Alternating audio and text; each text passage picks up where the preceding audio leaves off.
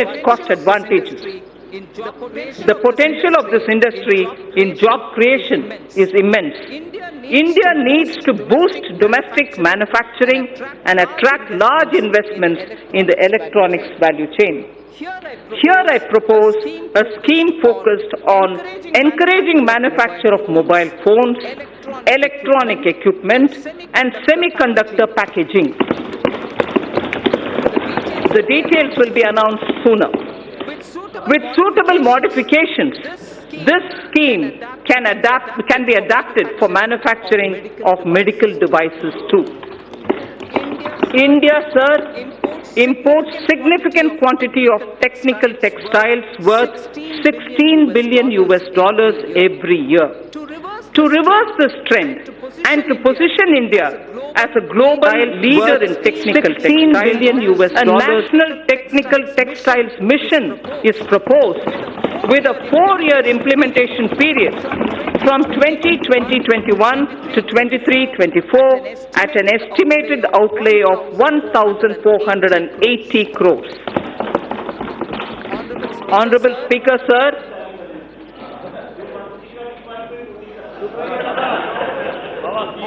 Honorable Speaker, sir, from the Red Fort, our Prime Minister spoke about quality and standards when he spoke of zero defect, zero effect manufacturing.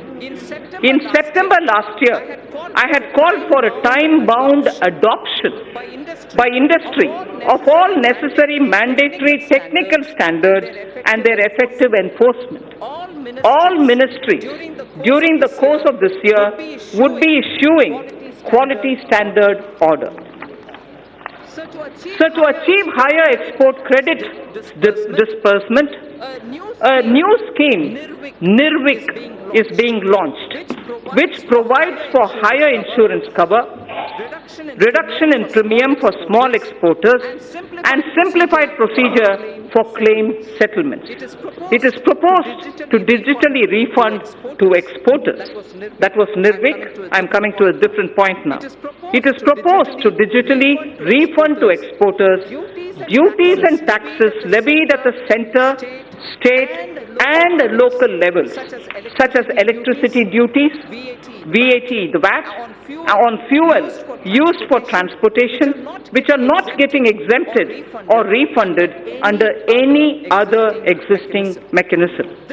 This scheme for reversion of duties and taxes on exported products will be launched from this year itself. Honorable Speaker, it is the vision of our Prime Minister that each district should develop as an export hub. Efforts of the centre and state governments are being synergized and institutional mechanisms are being created in order that every district becomes an export hub. Government e-marketplace, GEM, is moving ahead for creating a unified procurement system in the country for providing a single platform for procurement of goods, services and works. It offers a great opportunity for medium and small and micro enterprises. 3.24 lakh vendors are already on this platform.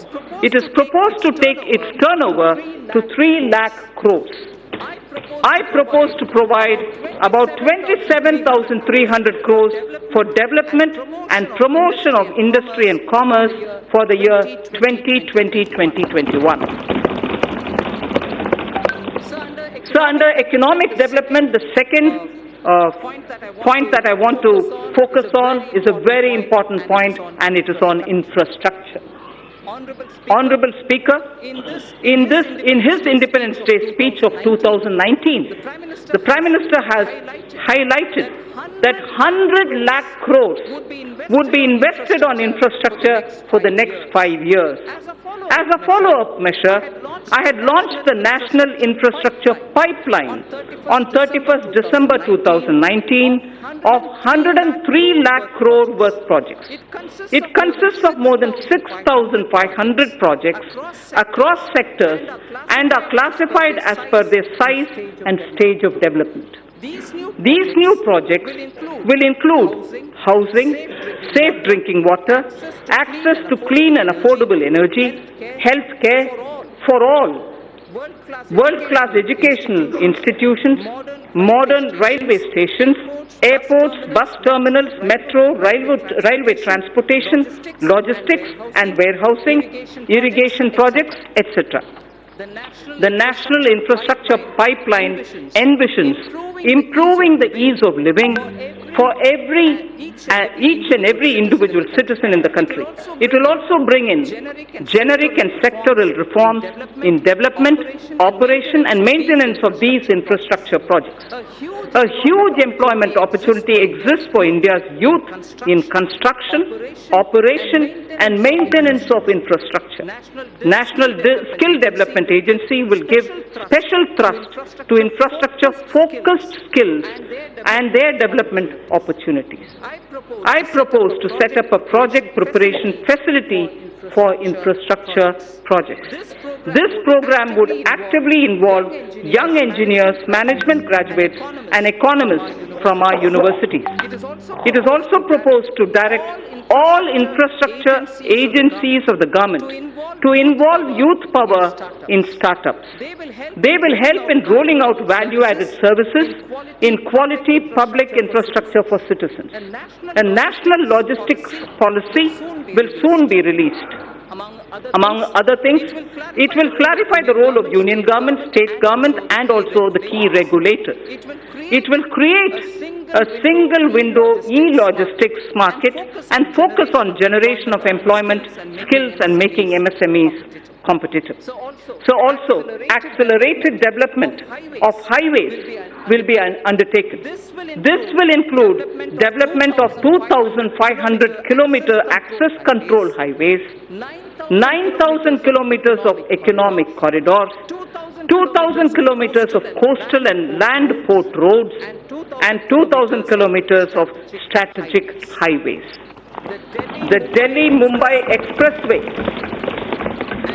and two other packages would be completed by 2023. Chennai-Bengaluru Expressway would also be started.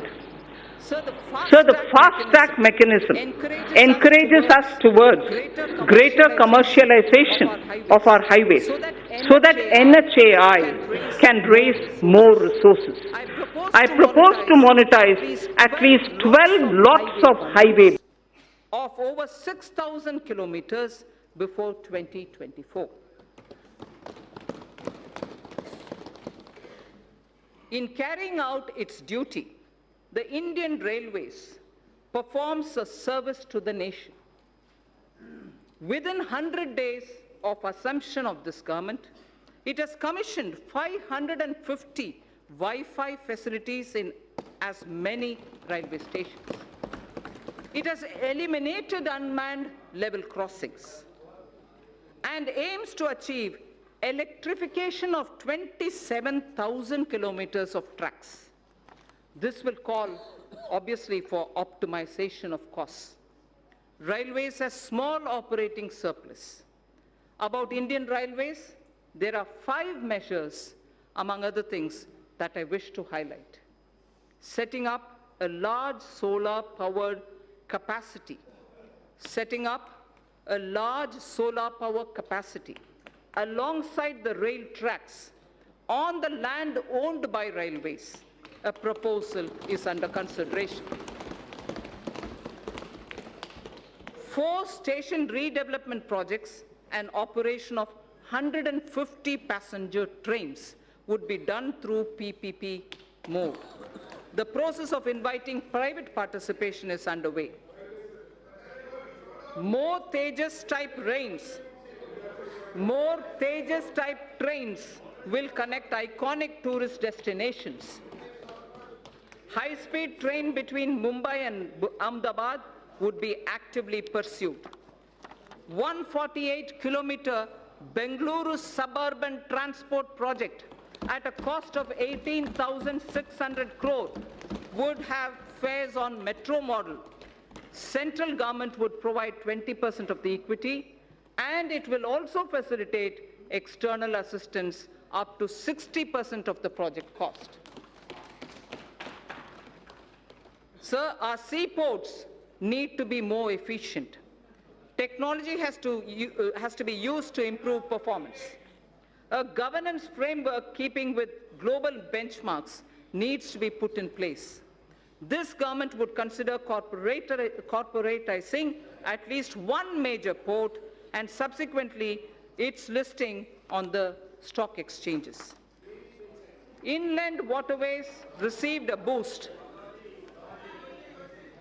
Inland waterways received a boost in the last 5 years. The Jal Vikas Marg on National Waterway 1 will be completed. Further, the 890-kilometer Dhubri-Sadiyar connectivity in Assam will be done by 2022. Honorable Speaker, sir, developing waterways has its impact on the ecosystem on both the banks of the river. Our Prime Minister has conceptualized Arth Ganga. Plans are afoot to energize economic activity along the river banks. Air traffic has been growing rapidly in the country as compared to global average. 100 more airports would be developed by 2024 to support the Udan scheme. It is expected that the air fleet number shall go up from the present 600 to 1,200 during this time itself. I propose to provide 1.7 lakh crores for transport infrastructure in 2021. So taking electricity to every household has been a major achievement of this government. However, the distribution sector, particularly the DISCOMs, are under financial stress. The ministry intends to promote smart metering. I urge all the states and union territories to replace conventional energy meters by prepaid smart meters in the next 3 years. Also, this would give consumers the freedom to choose the supplier and the rate as per their requirements. So this is a very important step in reaching electricity to all people. This would give consumers the prepaid meters, the smart meters, would give consumers the freedom to choose the supplier and the rate as per their requirements. Further measure to reform DISCOMs would be taken. I propose to provide 22,000 crores to power and renewable energy sector for the year 2020-21. So now I come to oil and natural gas. In the upstream sector, oil and gas, the open acreage licensing policy, OALP, is a success, having awarded 137,000 square kilometers for exploration to private sector and to the CPSCs. City gas distribution rights are also awarded. Further, it is proposed to expand the national gas grid from the present 16,200 kilometers. At the moment, it is 16,200 kilometers only. We propose to expand it to reach 27,000 kilometers. To deepen the gas markets in India, further reforms will be undertaken to facilitate transparent price discovery and also ease of transactions. So I come to talking about the new economy now. The new economy is based on innovations that disrupt established business models. Artificial intelligence, Internet of Things, 3D printing, drones, DNA, data storage, quantum computing, etc., are all rewriting the world economic order. India has already embraced a new paradigm, such as the sharing economy with aggregator platforms, displacing conventional businesses. Government has harnessed new technologies to enable direct benefit transfers and financial inclusion on a scale like never before. It's now a cliche, data is the new oil. And it is true that analytics, fintech, and Internet of Things are changing the way we deal with our lives. To take advantage of this, I propose to bring out soon a policy to enable private sector to build data center parks throughout the country. Building data center parks throughout the country. It will enable our firms to skillfully incorporate data in every step of their value chains. Our vision is that all public institutions at the Gram Panchayat level, such as Anganwadis, health and wellness centers, government schools, PDS outlets, post offices, and police stations will all be provided with digital connectivity. So, the fiber to home FTTH connections through BharatNet will link 100,000 Gram Panchayats this year itself. 1 lakh Gram Panchayats this year itself will be connected to the optical fiber FTTH program. It is proposed, therefore, to provide 6,000 crores to BharatNet program 2020-21. We need to expand the base for knowledge-driven enterprises. Intellectual property creation and protection will play an important role. Several measures are proposed in this regard, which will benefit the startups. A digital platform would be promoted that would facilitate seamless application and capture IPRs. Also, in an institute of excellence, a center would be established that would work on the complexity and innovation in the field of intellectual property. Honorable Speaker, sir, knowledge translation clusters would be set up across the different technology sectors, including new and emerging sectors, for designing, fabrication, and validation of proof of concept, and further scaling up technology clusters, harboring such test beds and small-scale manufacturing facilities would be established. Mapping of India's genetic landscape is critical for next-generation medicine, agriculture, and for biodiversity management. To support this development, we will initiate 2 national-level science schemes to create a comprehensive database. The government proposes to provide early life funding, including seed fund, to support ideation and development of early-stage startups. इस पूरी सरकार के Quantum technology. Quantum technology is opening up new frontiers in computing, communications, cybersecurity, with widespread applications. It is expected that a lot of commercial applications would emerge from theoretical constructs which are developing in this area. It is proposed to provide an outlay of 8,000 crores over a period of 5 years for the national mission on quantum technologies and application. India would probably be the 3rd biggest and pioneering nation if we are able to break into this technology of quantum technology related to computing and other applications. Sir, I come to the 3rd theme, the last theme in my part A, after which, of course, I will speak of a few others. Caring society. In our 3rd theme, we focus on women and child, social welfare, culture and tourism, and also on environment and climate change. Women and child and social welfare, sir. I am pleased to inform the House that Beti Bachao, Beti Padhao has yielded tremendous results. Gross enrollment. Sir, if you hear the data, I think it's important not to politicize issues related to women.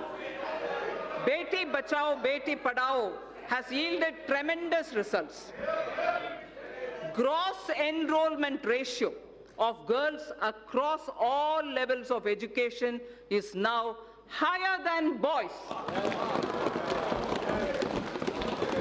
At elementary level, it is 94.32% as against 89.28 for boys. At secondary level, it is 81.32% as compared to 78% for boys. At higher secondary level, girls have achieved a level of 59.70 compared to only 57.54% for boys. So girls are actually under Beti Padhao benefiting from the scheme. Health of mother.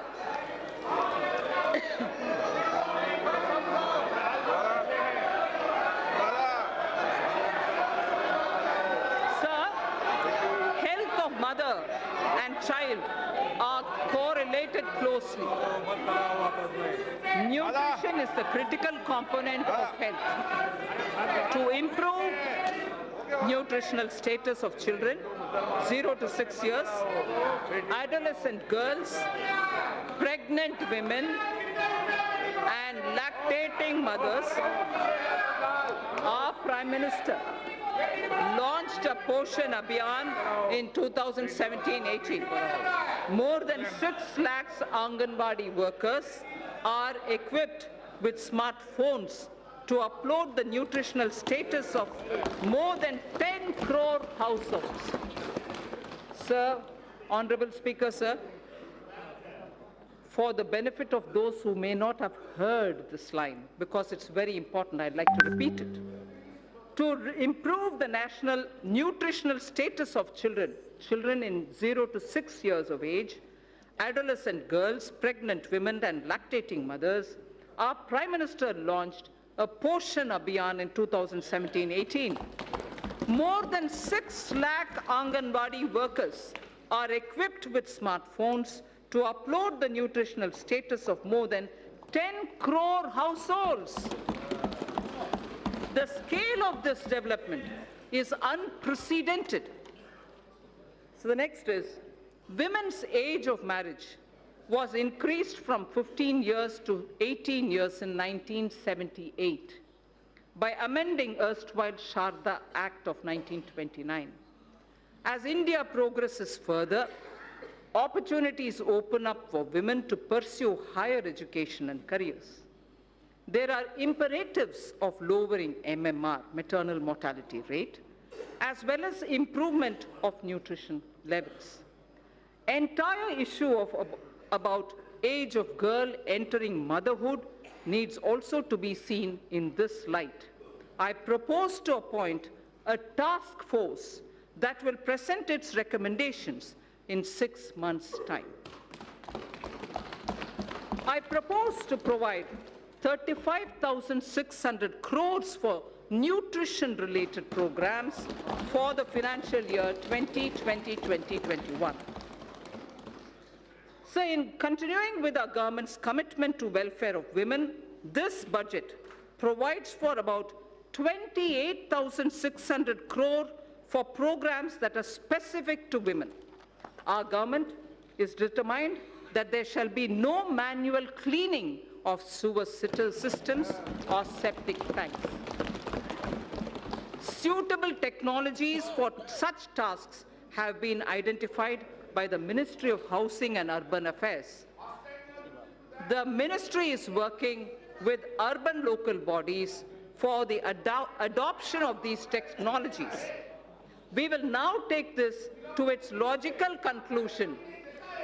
We will now take it एक minute बंद to मैं सभी माननीय सदस्यों से आग्रह करूंगा आप वो बजट पर पर्याप्त समय और पर्याप्त अवसर दूंगा उस समय आप बोलना और दादा विशेष रूप से आपको बोलने की परमिशन दूंगा Thank you, sir. No Thank you, Speaker, sir. We will now take this.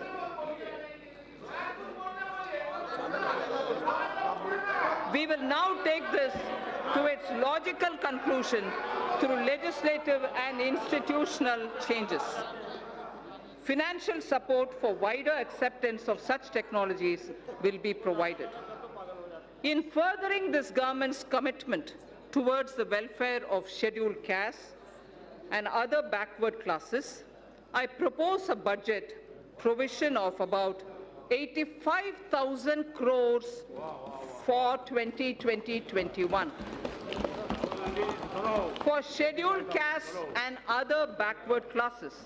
I repeat, I propose a budget provision of about 85,000 crores for 2020-21. In furthering the development and welfare of scheduled tribes, sir, I provide in the budget for the year 2020-21 an amount of 53,700 crores. For scheduled tribes, I repeat, we provide 53,700 crores.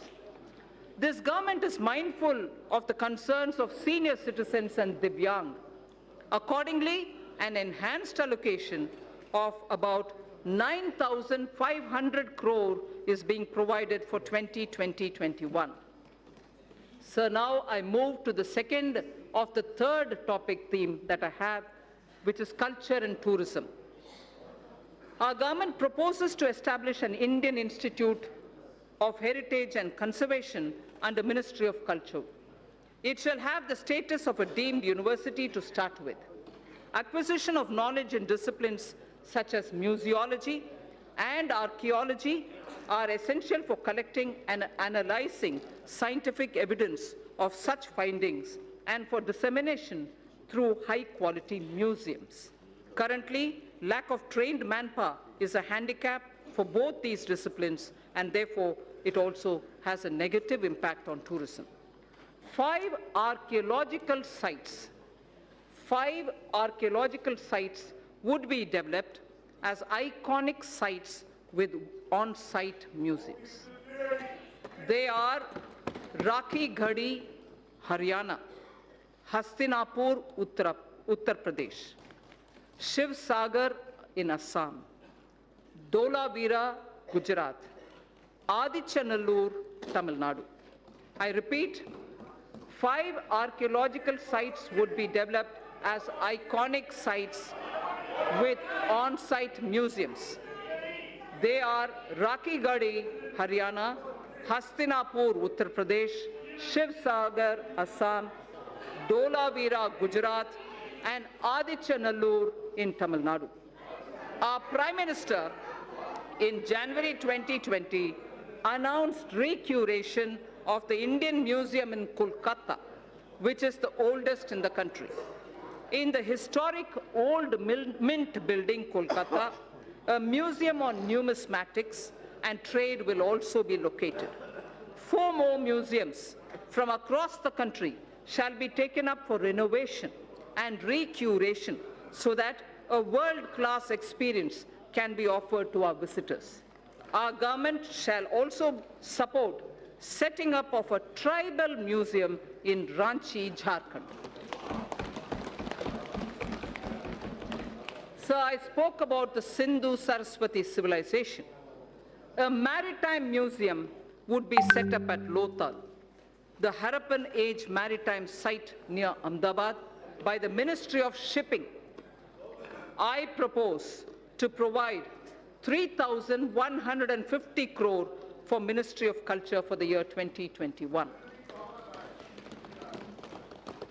Sir, India has moved up from the rank 65 in 2014 to 34 in 2019 in the Travel and Tourism Competitive Index, the World Economic Index.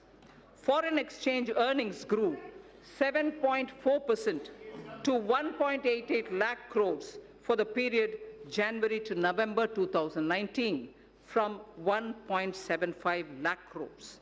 From 1.75 lakh crores, it has gone up to 1.88 lakh crores. Growth of tourism directly relates to growth and employment. States have a critical role to play.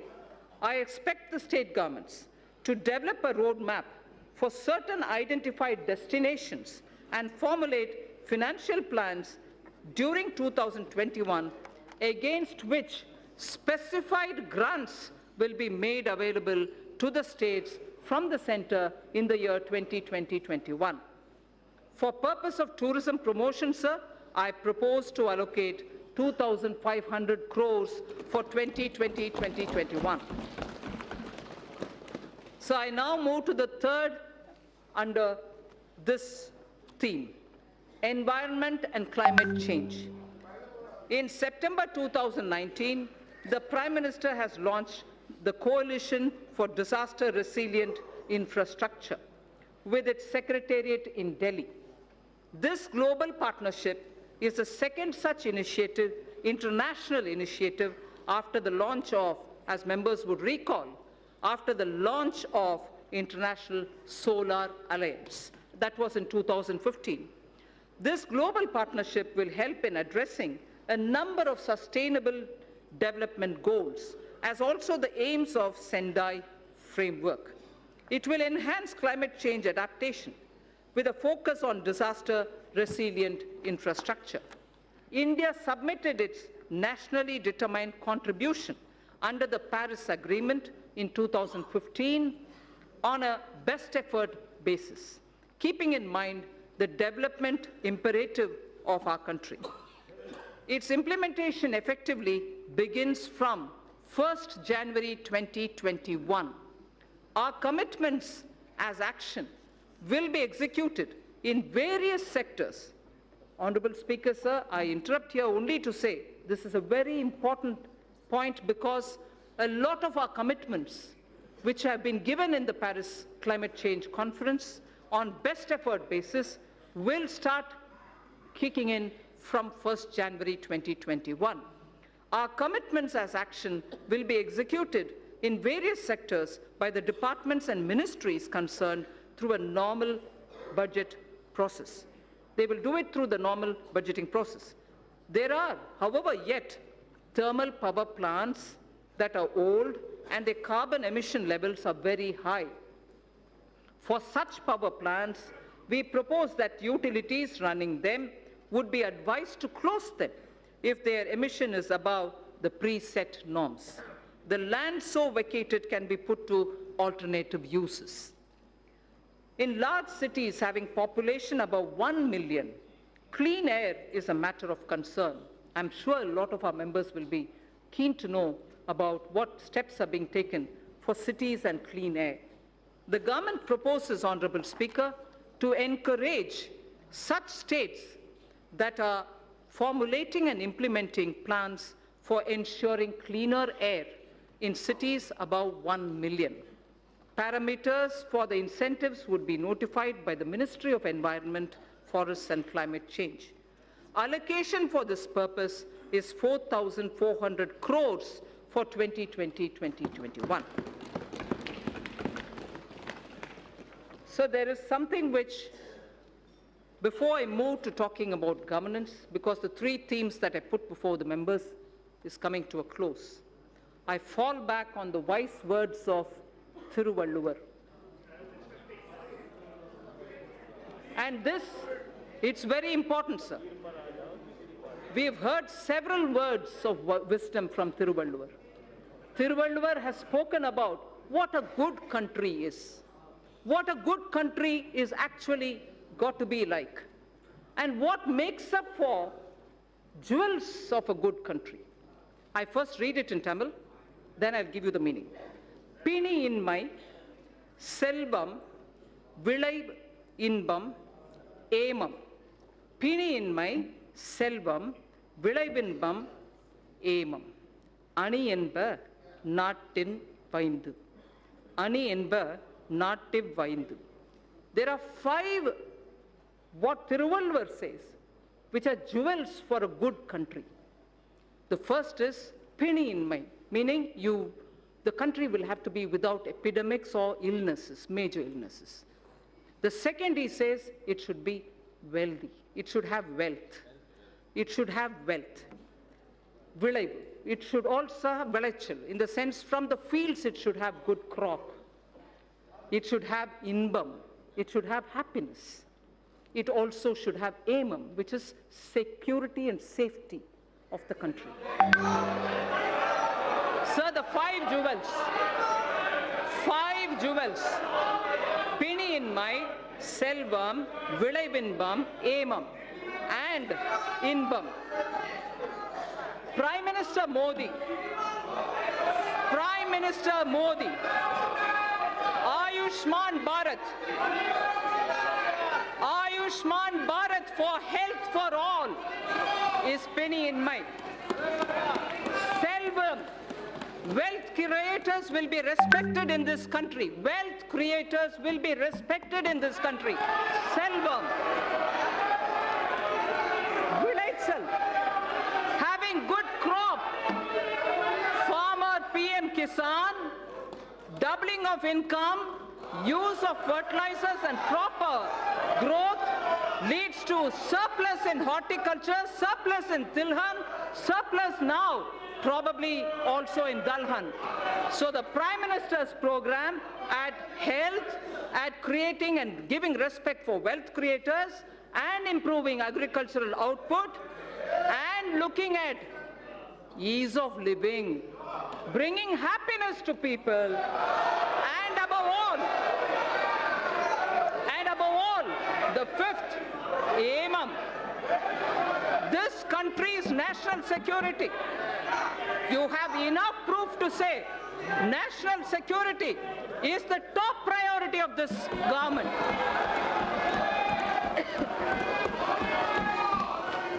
So, if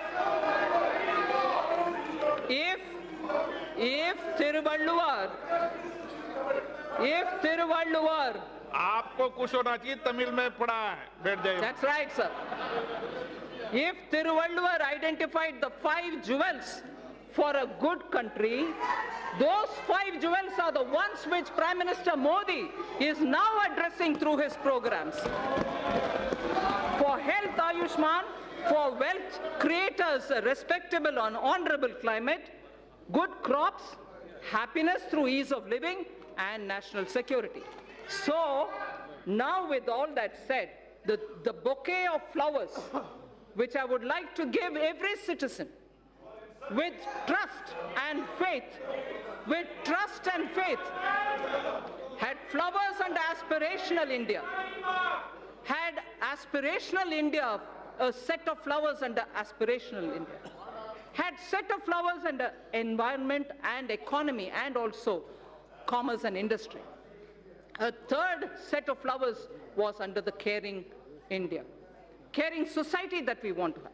Now this bouquet of flower is held by 2 hands, governance and the other financial institutions. I speak about governance, sir, which is very important. Good governance is what is going to be giving faith to the people. Honorable Speaker, sir, all the while I have explained the color and composition of the bouquet of flowers, schemes and programs. They were grouped under aspirational India, economic development and caring India. Now I speak about the 2 hands that will hold them. One such a hand is governance, which is clean, corruption-free, policy-driven, and good in its intent. And most importantly, trusting in faith, trusting every citizen, the aspirational youth, the hard-working women.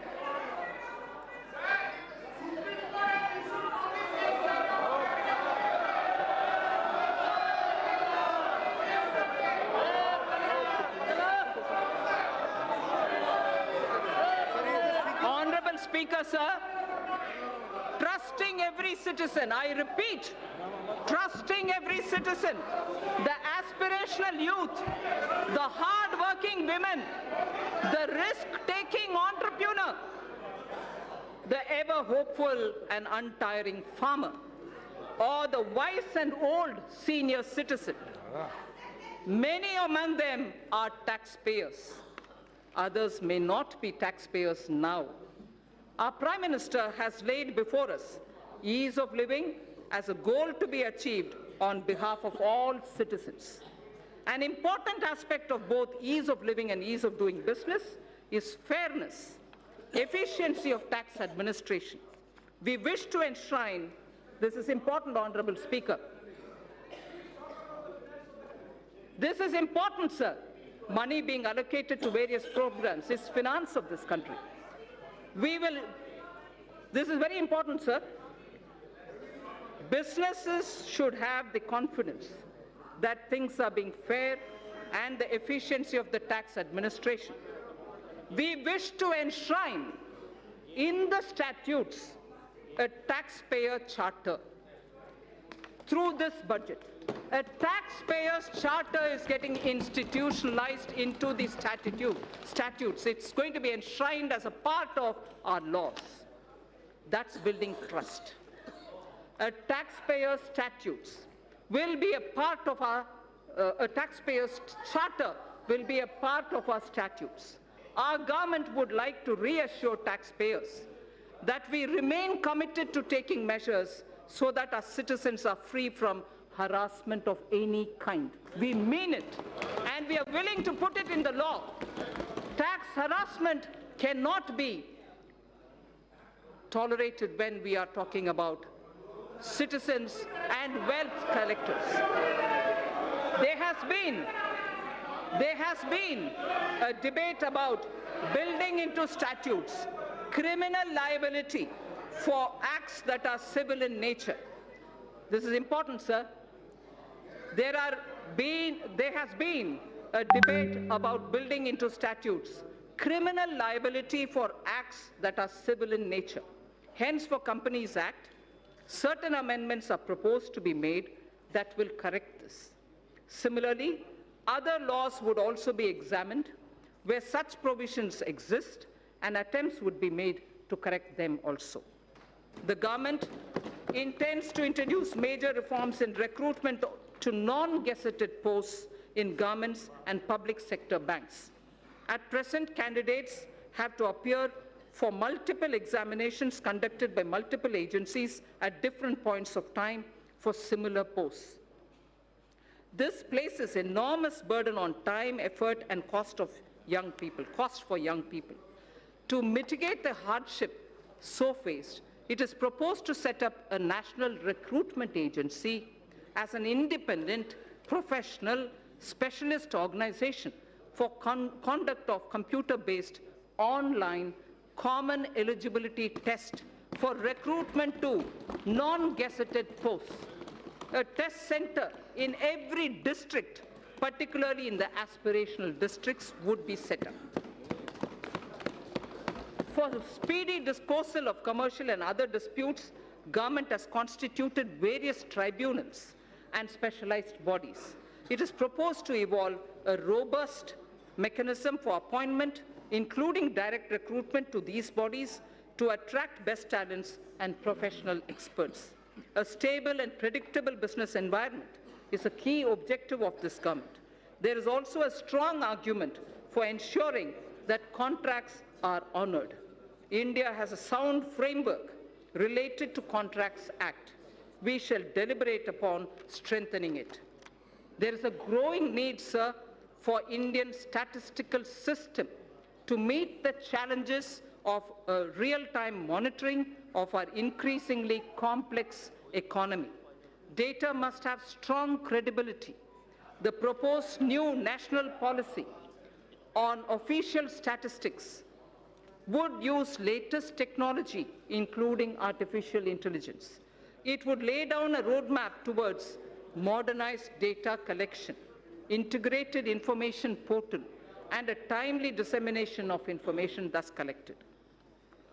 I am happy to inform that India will host G20 presidency in the year 2022. That is the year of 75th anniversary of independence of the Indian nation. During this presidency, India would be able to drive considerably the global economic and development agenda. For this historic occasion, I allocate a sum of 100 crore to begin the preparations. 100 crore rupees. Sir, Northeastern region has a very high priority in government's developmental agenda. Government is ensuring smooth access to financial assistance from multilateral and bilateral funding agencies to help introduce innovative and global best practices. Central government has effectively used an online portal to reduce gestation period of online.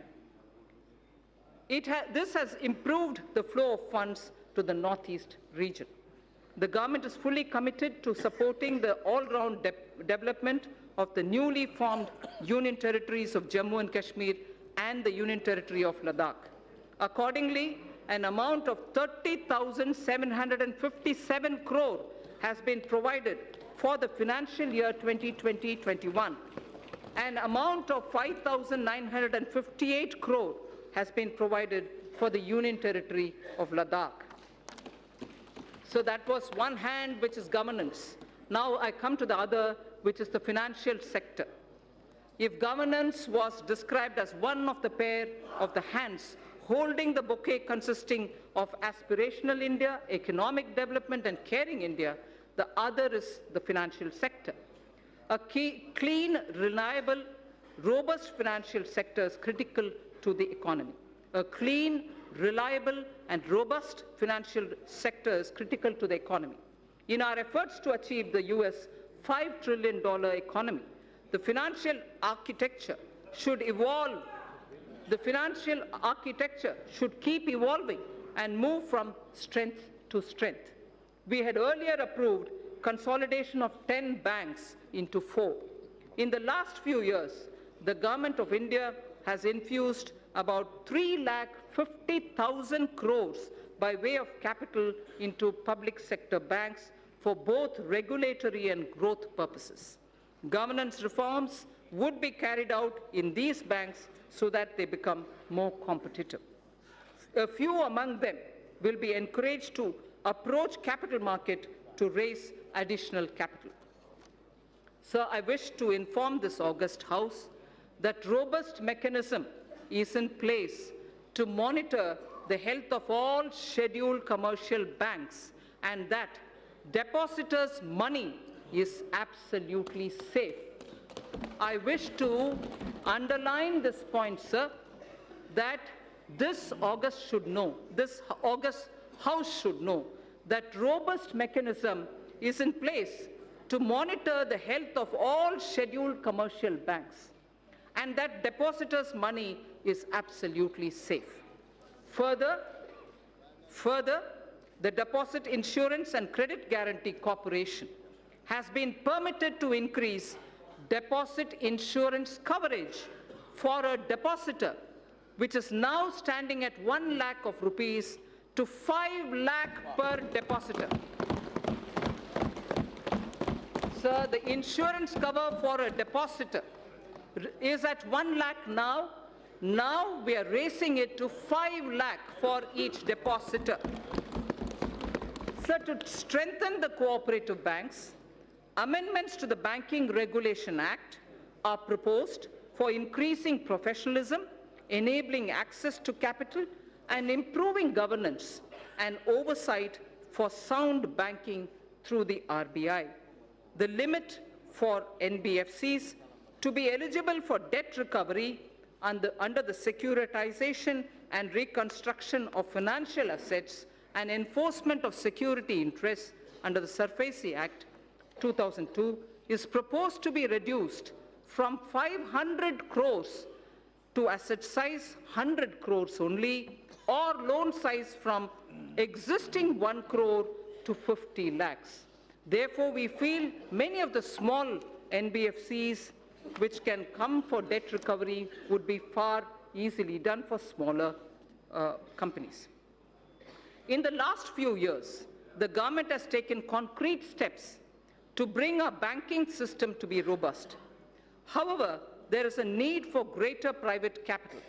Accordingly, it is proposed to sell the balance holding of Government of India's IDBI Bank to private, retail, and institutional investors through the stock exchange.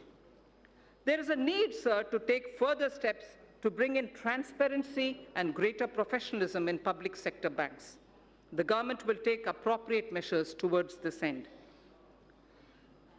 Sir, to help easy mobility while in jobs, we wish to infuse into the universal pension coverage with auto-enrollment.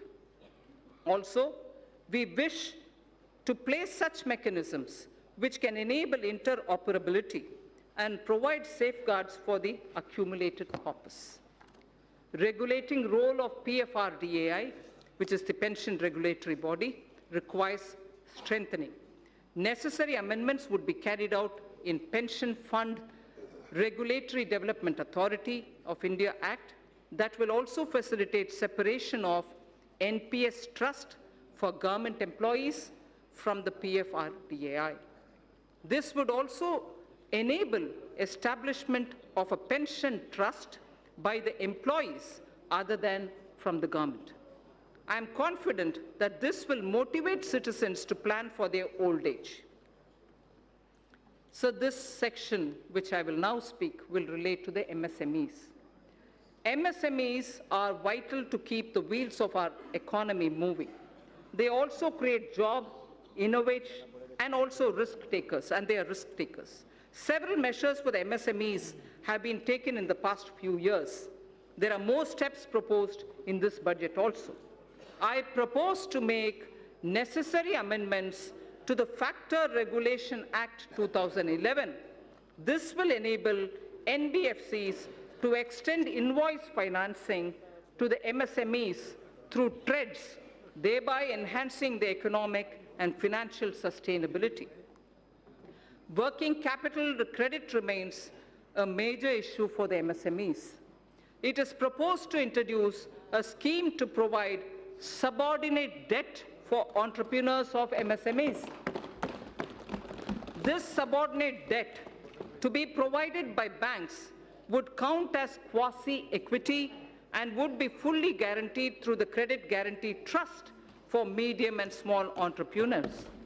The corpus of the CGT MSC would accordingly be augmented by the government. More than 5 lakh MSMEs have benefited from restructuring of debt permitted by RBI in the last year. The restructuring window was to end on 31st March 2020. Government has asked RBI to consider extending this window till 31st March 2021, one more year, so that whoever wants, they can go and approach. An app-based invoice financing loans product will be launched. This will obviate the problem of delayed payments and consequential cash flow mismatches for the MSME. Many mid-sized companies are successful domestically, but not in export markets. For selected sectors such as pharmaceuticals, auto components, and others, we propose to extend hand-holding support for technology upgradations, R&D, business strategy planning, and so on.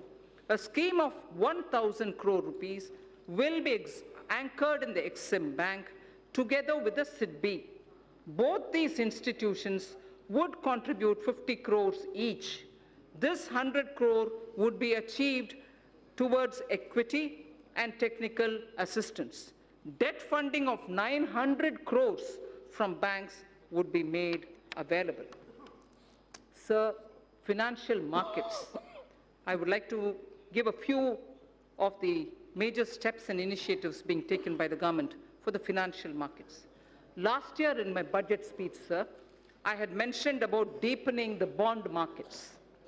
To achieve the aspirational growth rate, we would require flow of capital in our financial system. A lot of work has been done on this in consultation with the RBI. Honorable Speaker, sir, I am pleased to inform this House of the developments. Certain specified categories of government securities would be opened fully for non-resident investors, apart from being available to domestic investors also. The limit for FPI in corporate bonds, currently at 9% of outstanding stocks, will be increased to 15% of the outstanding stock of corporate bonds. To improve investors' confidence and to expand the scope of credit default swaps, we propose to formulate a legislation to be placed soon before this House for laying down a mechanism for netting of financial contracts. The debt-based exchange-traded fund, the ETF, recently floated by the government was a big success. Government proposes to expand this by floating a new debt ETF consisting primarily of government securities. This will give retail investors access to government securities as much as giving an attractive investment for pension funds and long-term investors. So to address the liquidity constraints of the NBFCs and the HFCs, this was very much talked about between July and December last year, sir, 2019. Liquidity constraints was very frequently mentioned to us. So to address liquidity constraints of the NBFCs and the housing finance corporations, post the Union Budget 2019-20, the government formulated a partial credit guarantee scheme for the NBFCs. To further the support of providing liquidity, a mechanism would be devised. Government will offer support by guaranteeing securities that are so floated. Infrastructure financing.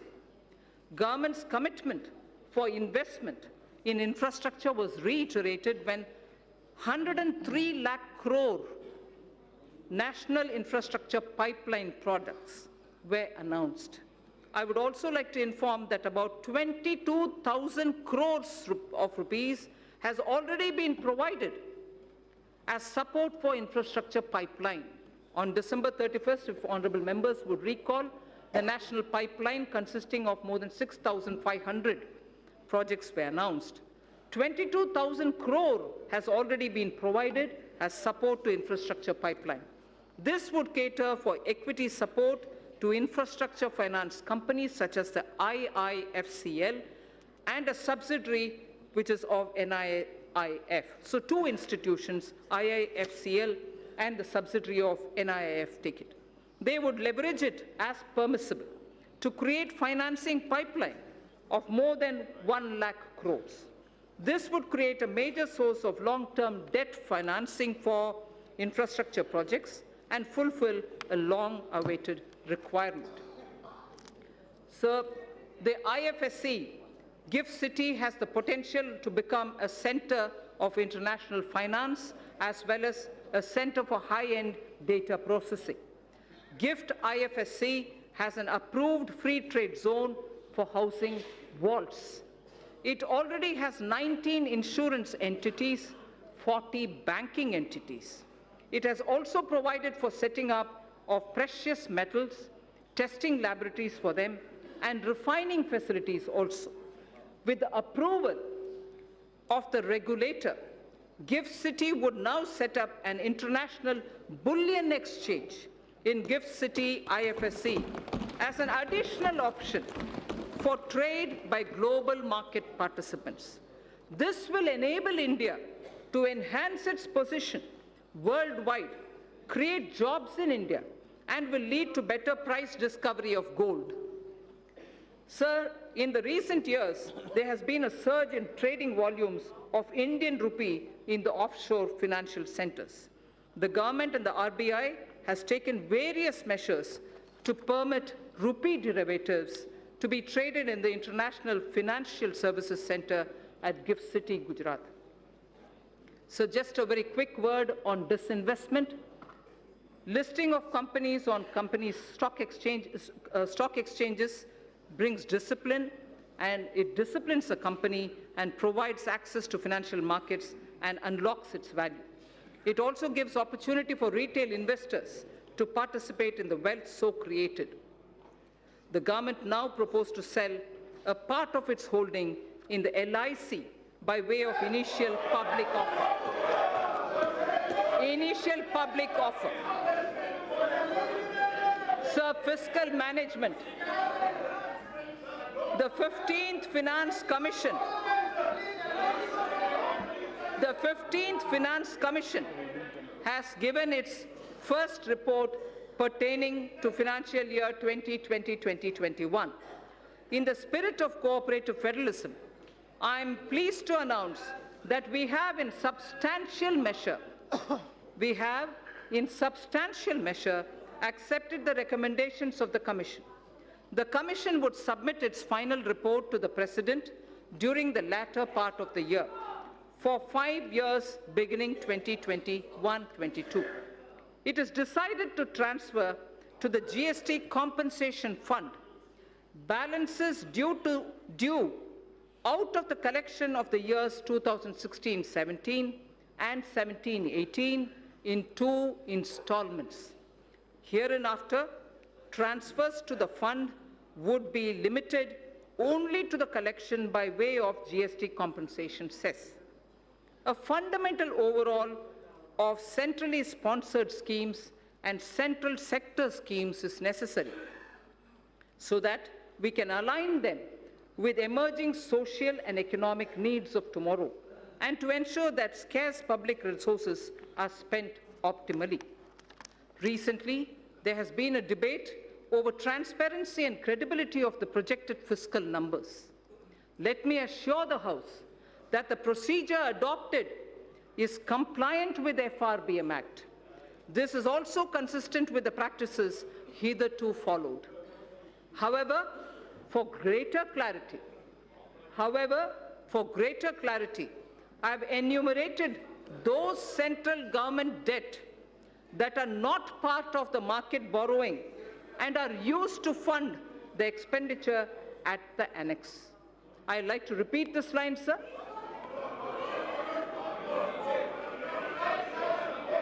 I'd like to repeat this line, sir. For greater clarity,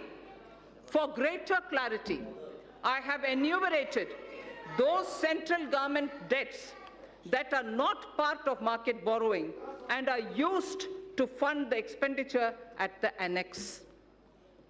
Servicing of interest and repayment of these debts, servicing of interest and repayment of these debts as hitherto done are done out of Consolidated Fund of India. So now I come to some numbers.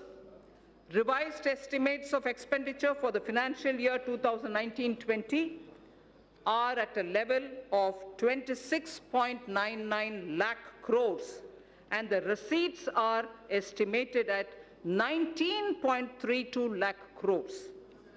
We have estimated nominal growth of GDP for the year 2020-21 on the basis of trends available at 10%. Accordingly,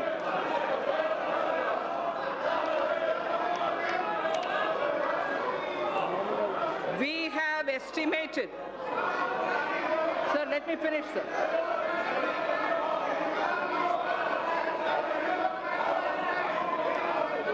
So we have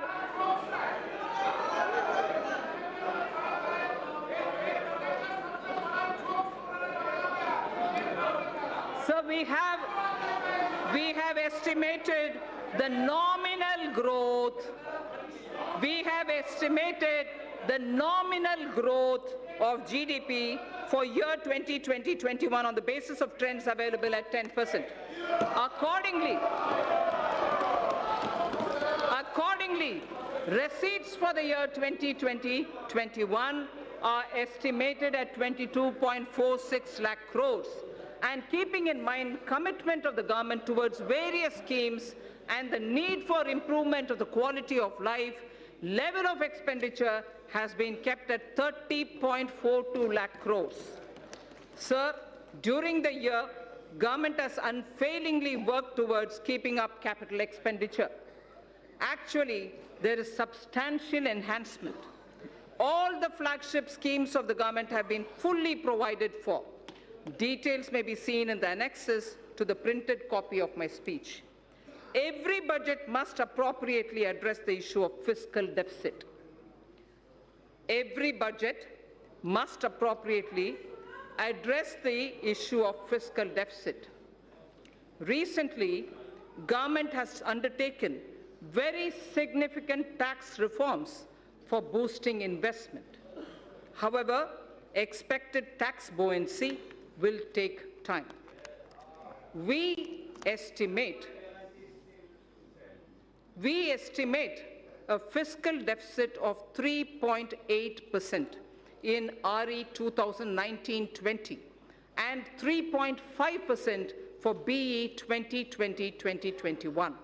This estimation is consistent with the government's abiding commitment to macroeconomic stability, and it comprises of A, 3.3 for year 2019-20 and 3 for the 2020-2021 budget estimate, and B, Section 4.2 of the FRBM Act, which provides for a trigger mechanism for a deviation from the estimated fiscal deficit on account of structural reforms in the economy with unanticipated fiscal implications. Therefore, I have taken a deviation of 0.5% consistent with the Section 4.3 of the FRBM Act, both for RE 2019-20 and BE 2020-21.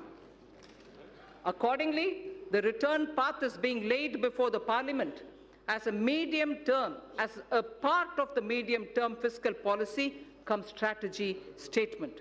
This fiscal path commits us to the path of fiscal consolidation without compromising the needs of investment out of public funds. Accordingly, net market borrowings for the year 2019-20 would be 4.99 lakh crore, and for the year 2020-21 it would be 5.36 lakh crores. A good part, this is very important, sir, a good part of the borrowings of the financial year 2020-21 would go towards capital expenditure of the government that has been scaled up by more than 21%. As I had previously mentioned, another about 22,000 crores have already been allocated for equity to fund certain specified infrastructure finance companies who would leverage it manifold and provide much needed long-term finance for infrastructure sector. That should spur the growth impulses in the economy. So I would now move to part B of my speech.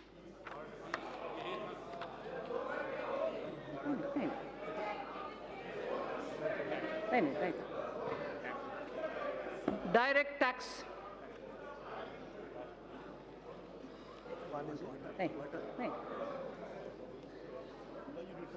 No, thanks.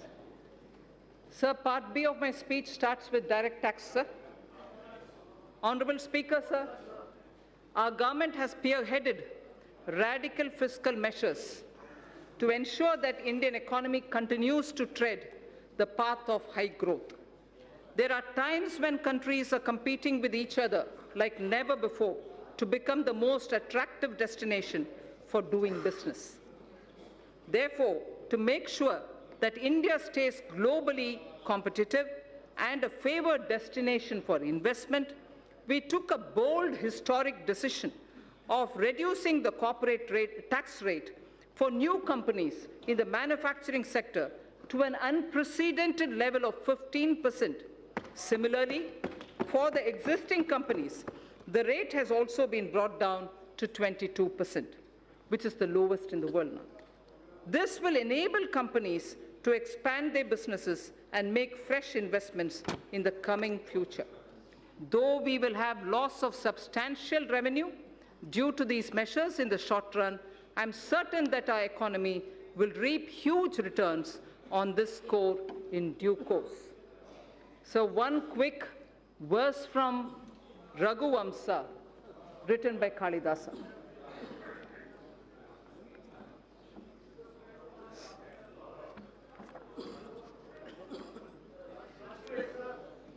Prajanam eva bhutyartham satabhyo balim agrahit. Prajanam eva bhutyartham satabhyo balim agrahit. Sahasra gunam utsrashtam adatte hi rasam ravihi. Surya, the sun, collects vapor from little drops of water. He collects only from little drops of water. So does the king. They give back copiously. They collect these from the people only for their well-being. So the collection of taxes or the vapor from the water drops are only from small trickles, but they all go back to the people manifold. So the purpose of taxation and also the way in which it is done has been voiced even then. And this in Raghuvamsa refers to the Purvaja or the elders belonging to Ikshvaku dynasty, father of Ayodhyapati Rama, Dileepa, grandfather. It refers to Dileepa, the king.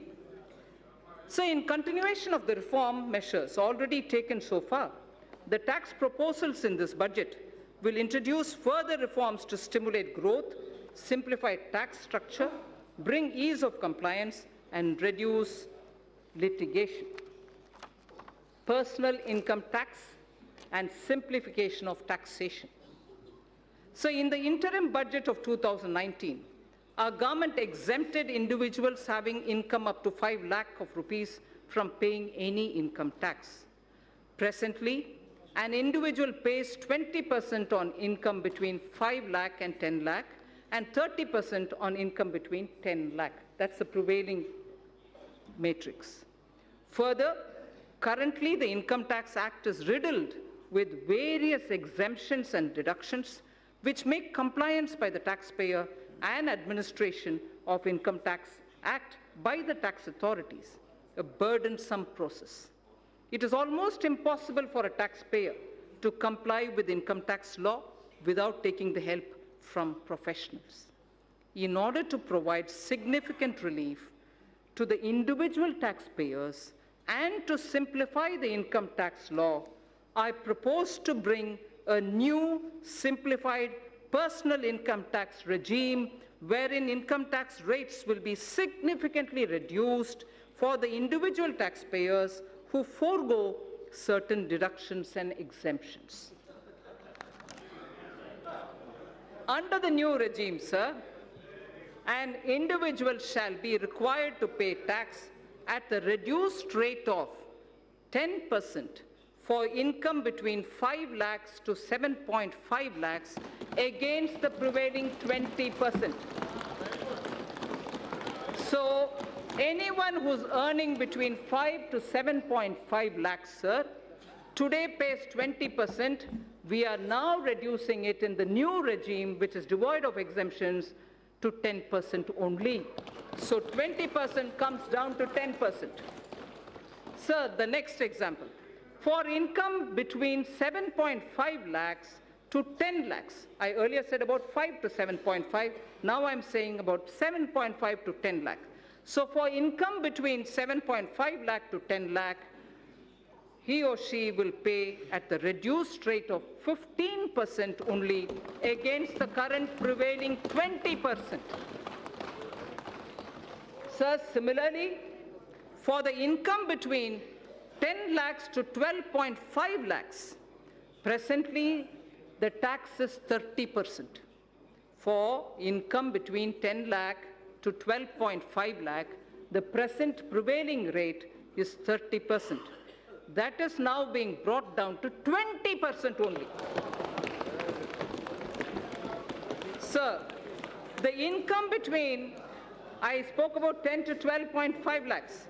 Now, 12.5 lakhs to 15 lakhs will be taxed. At the moment, 12.5 to 15 lakhs is taxed at 30%. Now, those earning between 12.5 lakhs to 15 lakhs will be charged at 25% only. Sir, incomes above 15 lakhs will be continued at 30%, but no exemptions at all.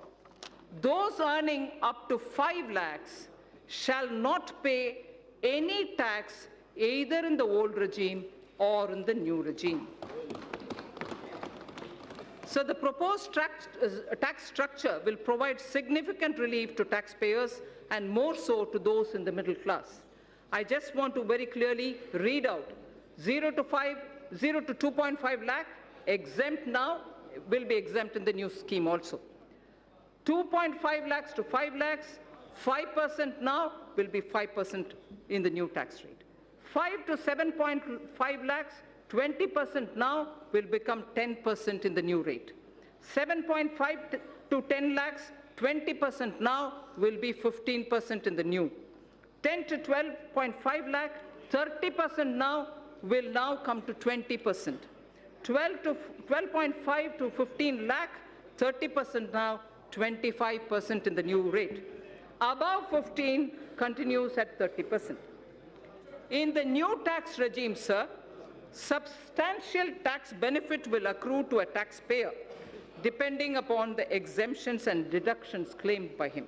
For example, just to make it clear, for example, a person earning 15 lakh of rupees in a year and not availing any deductions whatsoever will pay 1,95,000 as compared to 2,73,000 that is paying now in the old regime. So his tax burden shall be reduced by 78,000 rupees. That will be the reduction in the tax that he has to otherwise pay. Then this is the example of somebody who earns 15 lakhs. He would still be a gainer. He would still be a gainer in the new regime even if he was taking deduction of 1.5 lakh under various sections of Chapter 6A of the Income Tax Act under the old regime. The new tax regime, sir, shall be optional for taxpayers, so there's no compulsion. Those who want to be in the old regime can continue to be in the old regime, in the old rates, in the whole sets of exemptions and deductions. But those who wish to come into the new are welcome to come into the new. An individual who is currently availing more deductions and exemptions under the Income Tax Act may choose to avail them and continue to pay the tax in the old regime.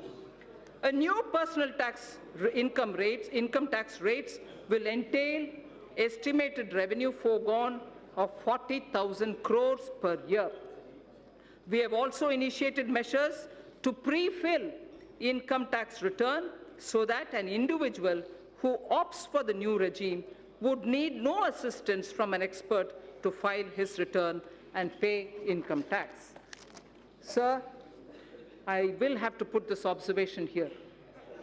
In order to simplify income tax system, I have reviewed all the exemptions and deductions which got incorporated in the income tax legislation over the past several decades. In fact, I have that list with me, sir, somewhere.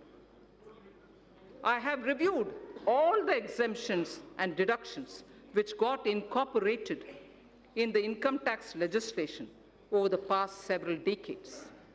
It was surprising to know that currently more than 100 exemptions and deductions of different nature are provided in the Income Tax Act. No wonder the code is like this, the book. I have removed around 70 of them. I have removed around 70 of them in the new simplified regime. We will review and rationalize the remaining exemptions and deductions in the coming years, with a view to further simplifying the tax system and lowering tax rates. Sir, the dividend distribution tax.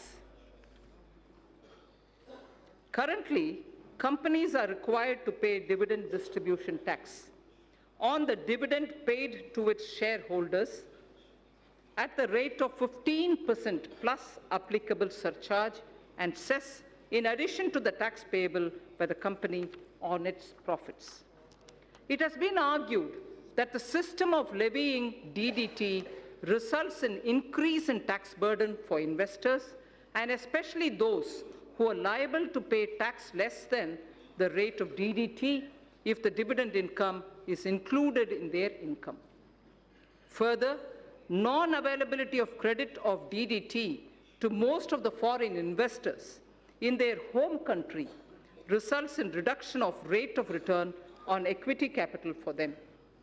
In order to increase the attractiveness of the Indian equity market and to provide relief to a large class of investors, I propose to remove the DDT and adopt the classical system of dividend distribution tax, under which companies would not be required to pay DDT.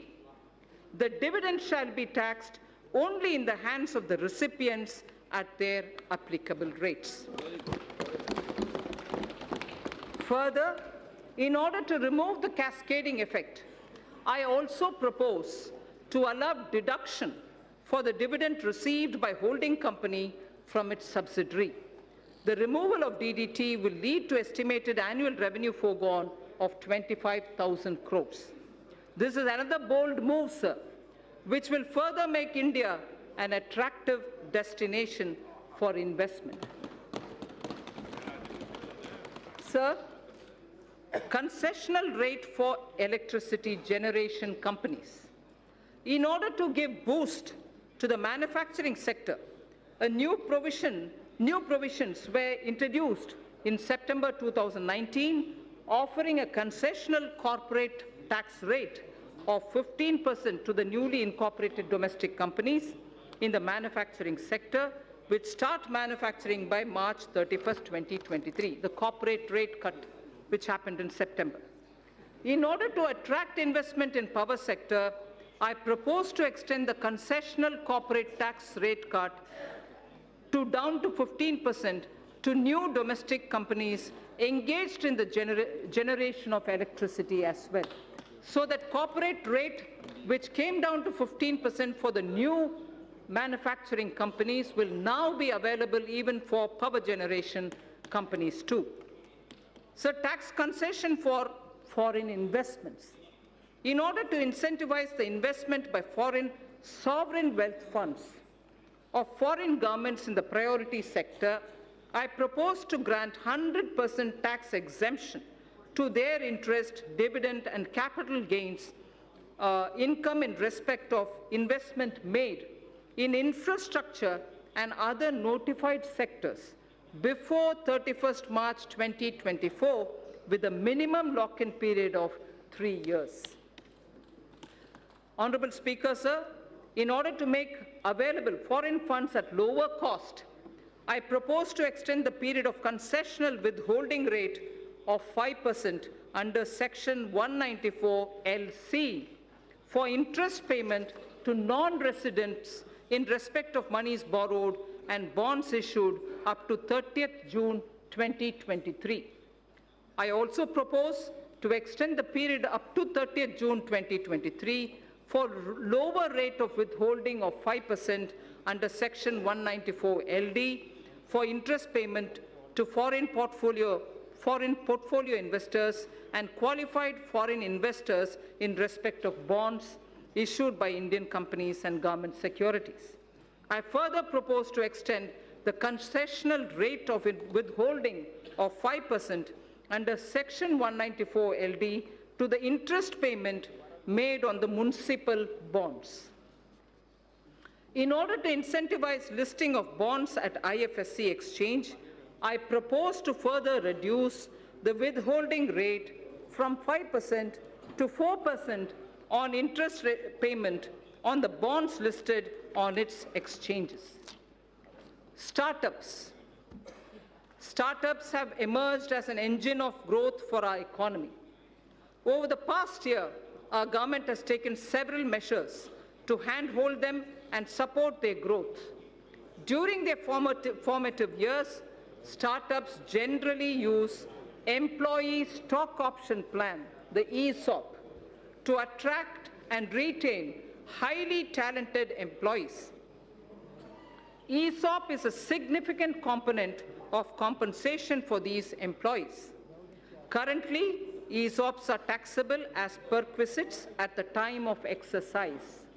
This leads to cash flow problem for the employees who do not sell the shares immediately and continue to hold the same for long term. In order to give a boost to the startup ecosystem, I propose to ease the burden of taxation on the employees by deferring the tax payment by 5 years or till they leave the company or when they sell their shares, whichever is the earliest. Further, an eligible startup having turnover of up to 25 crores is allowed a deduction of 100% of its profits for 3 consecutive assessment years out of 7 years. If the total turnover does not exceed 25 crore rupees. In order to extend this benefit to larger startups also, I propose to increase the turnover limit from existing 25 crores to 100 crores. Moreover, considering the fact that in the initial years, a startup may not have adequate profit to avail this deduction, I propose to extend the period of eligibility for claim of deduction from the existing 7 years to 10 years. Sir, the corporate rate cut in September has led to a lot of cooperatives who are asking for level playing field. Cooperative societies play an extremely important role in our economy in facilitating access to credit, procurement of inputs, and marketing of products to their members. These cooperatives are currently taxed at the rate of 30% with surcharge and cess. As a major concession, and in order to bring parity between cooperative societies and corporates, I propose to provide an option to the cooperative societies to be taxed at 22% plus 10% surcharge and 4% cess with no exemption or deductions. Further, I also propose to exempt these cooperative societies from alternative minimum tax, the AMT, just like companies under the new tax regime are exempted from minimum alternative tax, the MAT. MAT for corporate tax, corporates were removed, and similarly now AMT for the cooperatives is also being moved.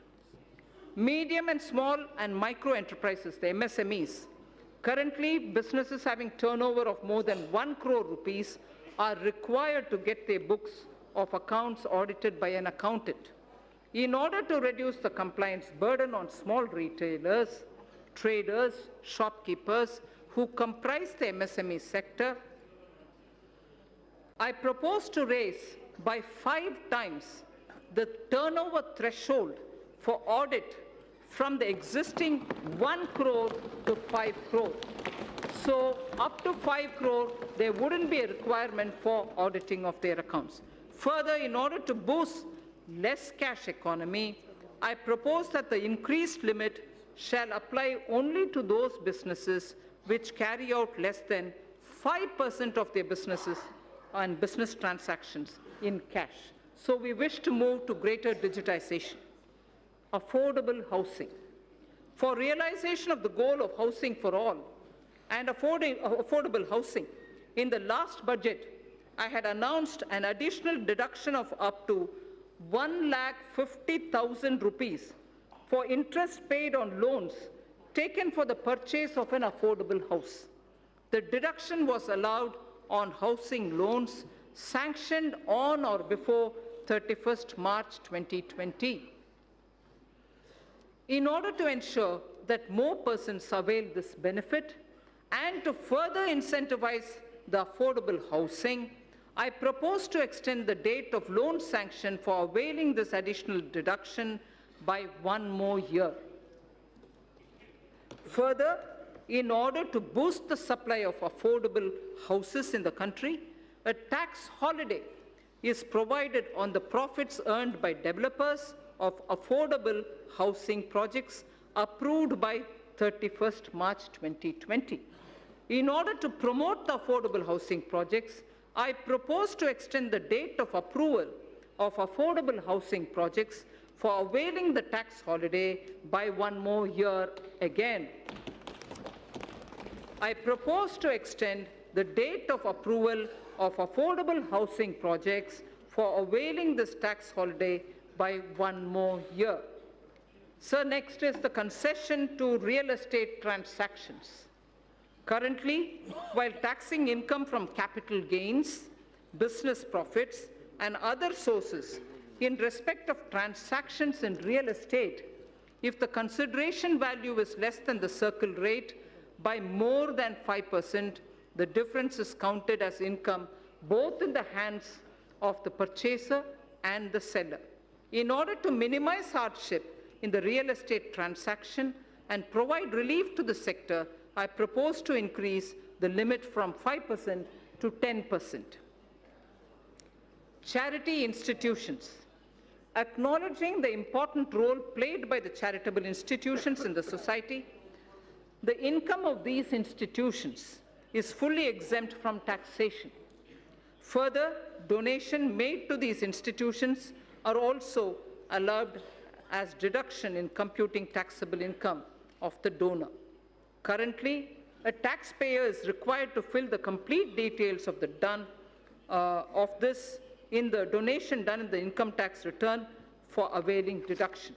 In order to ease the process of claiming deduction for donation, it is proposed to pre-fill the donee's information in taxpayer's return on the basis of information of donations furnished by the donee. This would result in hassle-free claim of deduction for the donation made by the taxpayer.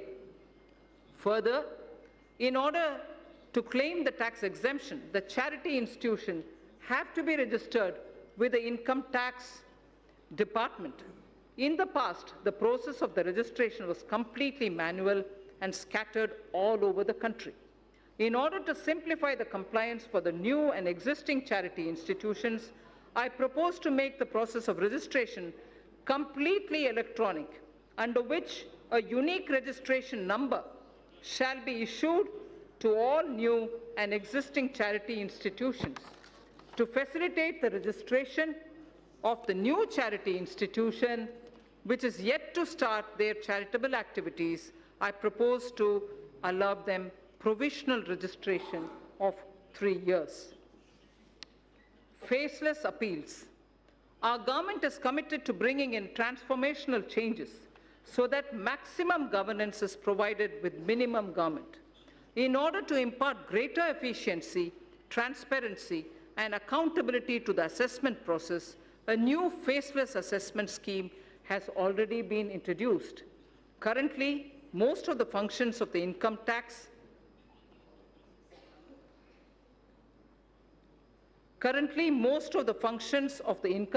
department, starting from the filing of return, processing of returns, issuance of refunds, and assessment, are performed in the electronic mode without any human interface.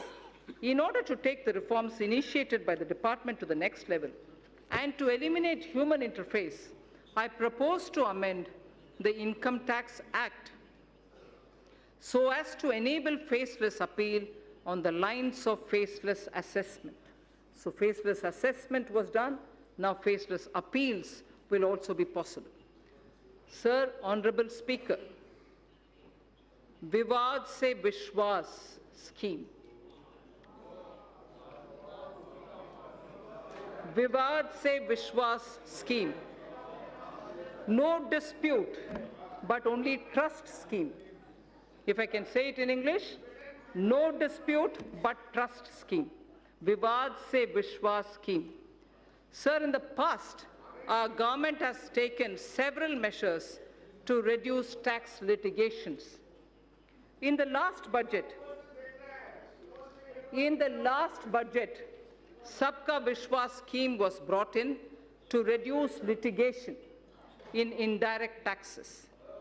It resulted in settling over 1,89,000 cases. Currently, there are 4,83,000 direct tax cases. 4,83,000 direct tax cases pending in various appellate forums, Commissioner of Appeals, Income Tax Appellate Tribunal, High Court, Supreme Court, and so on. This year, I propose to bring a scheme similar to the indirect tax Sabka Vishwas scheme for reducing the litigation even in the direct taxes. Under the proposed Vivad se Vishwas scheme, a taxpayer would be required to pay only the amount of disputed tax and will get complete waiver of interest and penalty provided he pays by 31st March 2020. Those who avail this scheme after 31st March 2020 will have to pay some additional amount, but even then they can come in. The scheme will remain open till 30th June 2020. So the first thing is 31st March 2020, where you just pay the disputed tax amount, no penalty, no interest. In case you don't do it before that, you move over to 30th June, but where you pay some additional amount. Taxpayers in whose cases appeals are pending at any level can benefit from this scheme. I hope that taxpayers will make use of this opportunity to get relief from vexatious litigation process. So, losses of merged banks. As part of consolidation of the financial sector, our government has brought out schemes for merger and amalgamation of public sector banks in order to ensure that amalgamated entities are able to take the benefit of unabsorbed losses and depreciation of the amalgamated entities. I propose to make necessary amendments to the provision of the Income Tax Act. Taxpayers' Charter. I mentioned it briefly in Part A. Any tax system requires trust between taxpayers and the administration. This will be possible only when taxpayers' rights are clearly enumerated. Towards this end, and with the objective of enhancing the efficiency of delivery system of the Income Tax Department, I propose to amend the provisions of the Income Tax Act to mandate the Central Board of Direct Taxes, CBDT, to adopt a taxpayer's charter. The details of the contents of the charter will be notified soon. Instant PAN through Aadhaar. In the last budget, I had introduced the interchangeability of PAN and Aadhaar, for which necessary rules were already notified. In order to further ease the process of allotment of PAN, soon we will launch a system under which PAN shall be instantly allotted online on the basis of Aadhaar without any requirement for filling up of detailed application form. Sir, our government brought in the GST as a historic reform of the indirect taxes in 2017. We also took a path-breaking step of simplifying and rationalizing corporate tax in September 2019. More importantly, we offered a rate of corporate tax which perhaps is the lowest in the world. Continuing on this path, we have now put the personal income tax at its lowest ever rate and totally removed the DDT at the company's hands. Further, the direct taxes are now the lowest, simplest, and the smoothest. Direct tax on the startups have also seen many reformatory steps in quick succession. Even ease of compliance is seeing unprecedented changes. Last but not the least, personal interface with tax administration is at the minimum level. So last, indirect tax. Indirect tax, sir. As I mentioned earlier in Part A of my speech, reforms are continuing in the GST. A simplified return shall be implemented from 1st April 2020. This is under the pilot run. It will make return filing simple with features like SMS-based filing for nil return, return pre-filling, improved input tax credit flow, and overall simplification. Refund process has been simplified and has been made fully automated with no human interface. Electronic invoice is another innovation wherein critical information shall be captured electronically in centralized system. It will be implemented in a phased manner starting from this month itself on optional basis. It will facilitate compliance and return filing. Several measures have been taken for improving compliance. That has been a worry for many of the states, sir. Aadhaar-based verification of taxpayers is being introduced. This will help in weeding out dummy or non-existent unit. Dynamic QR code is proposed for consumer invoices. GST parameters will be captured when payment for purchases is made through the QR code. A system of cash reward is envisaged to incentivize customers to seek invoice. Deep data analytics and AI tools are being used for crackdown on GST input tax credit refund, and other frauds, and to identify all those who are trying to game the system. Invoice and input tax credit matching is being done, wherein returns having mismatch more than 10% or above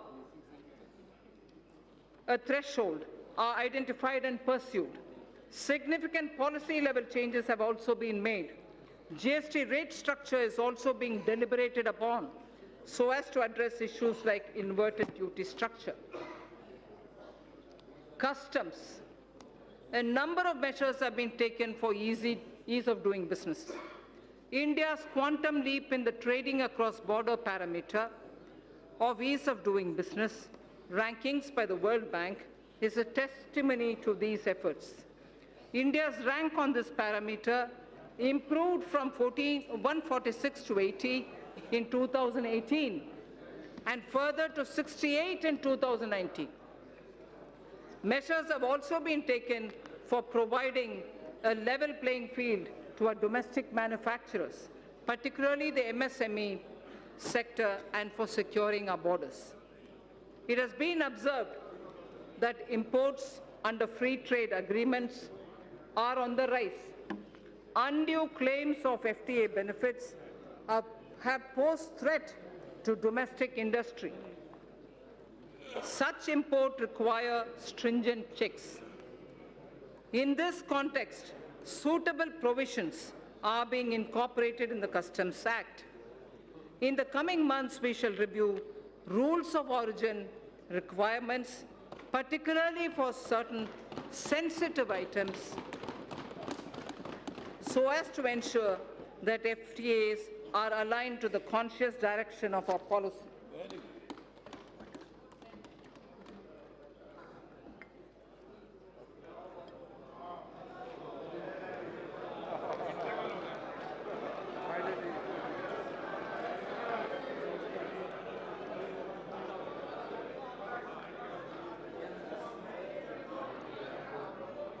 Speaker, sir, we are also strengthening provisions relating to safeguard duties, which are applied when surge in imports causes serious injury to domestic industry. Amended provisions shall enable regulating such surge in imports in a systematic way. The provisions for checking dumping of goods and imports of subsidized goods are also being strengthened for ensuring level playing field for domestic industry. These changes are in line with international best practices. Exemptions from customs duty have been given in the public interest from time to time. However, a number of these have outlived their utility or have become outdated. On review, certain exemptions are being withdrawn. Remaining customs duty exemptions shall be comprehensively reviewed by September 2020 for taking a view on their relevance. I propose to crowdsource suggestions for such reviews. Suggestions would also be invited in respect of the customs laws and procedures for aligning them with the needs of changing times. Sorry.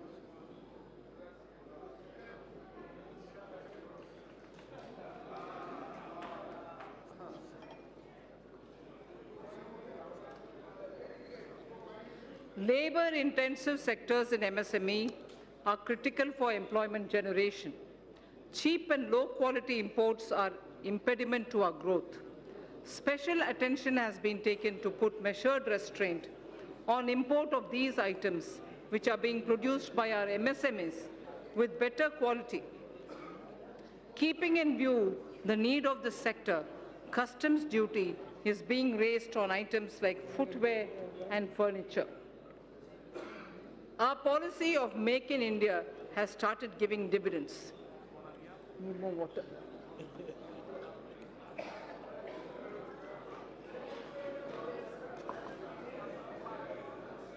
थोड़ा पानी दे।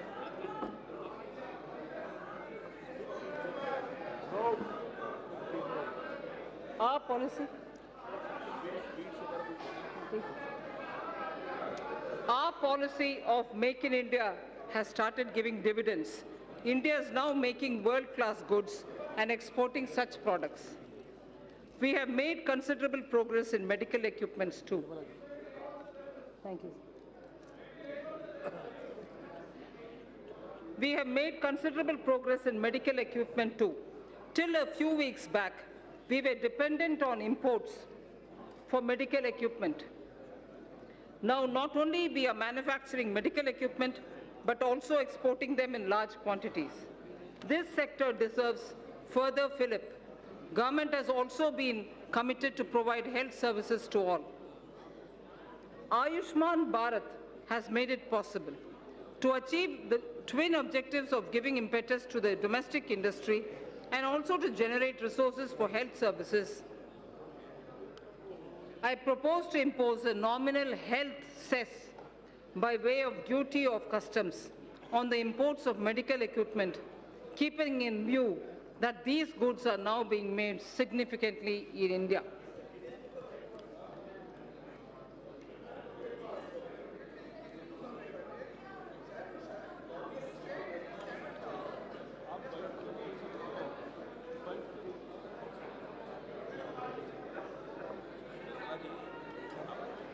I'm finished.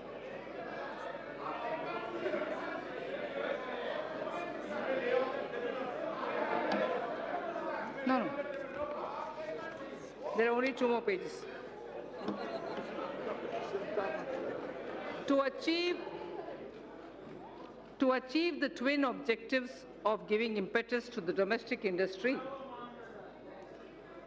and also to generate resources for health services,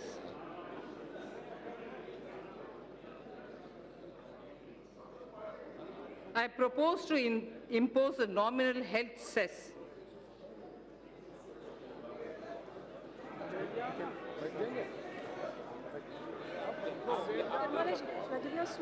My apologies. In case you feel like having a sweet, just take something. So My apologies.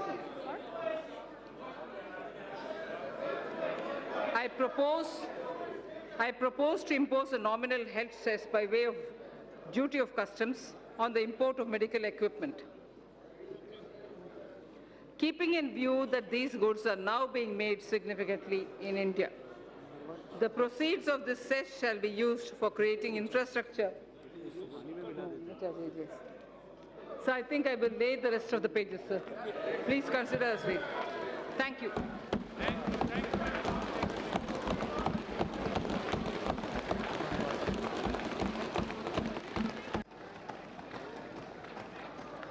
माननीय सदस्य please, माननीय सदस्य please अपने अपने स्थान बैठे आप।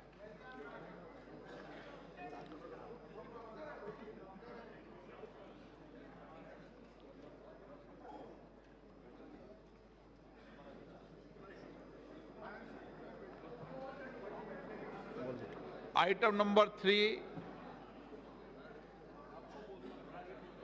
श्रीमती निर्मला सीतारमन जी स्टेटमेंट सभा पटल पर रखें। Sir, item number 3, with your permission, I rise to lay on the table of the following statements under Section 3(1) of the Fiscal Responsibility and Budget Management Act 2003, medium-term fiscal policy cum fiscal policy strategy statement and macroeconomic framework statement. Item number 4 Shrimati Nirmala Sitharaman ji वित्त विधेयक पूर्व स्थापना 2020। Sir, with your permission, I rise to move for leave to introduce the Finance Bill 2020. प्रश्न ये है कि विधेयक को पुनर्स्थापित करने की अनुमति प्रदान की जाए।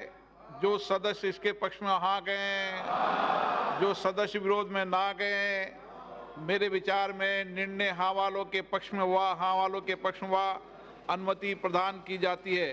माननीय मंत्री जी, अब विधेयक पुनर्स्थापित। Sir, I introduce the bill. सभा की कार्रवाई सोमवार दिनांक 3 फरवरी 2020 को सुबह 11 बजे तक के लिए स्थगित की जाती है।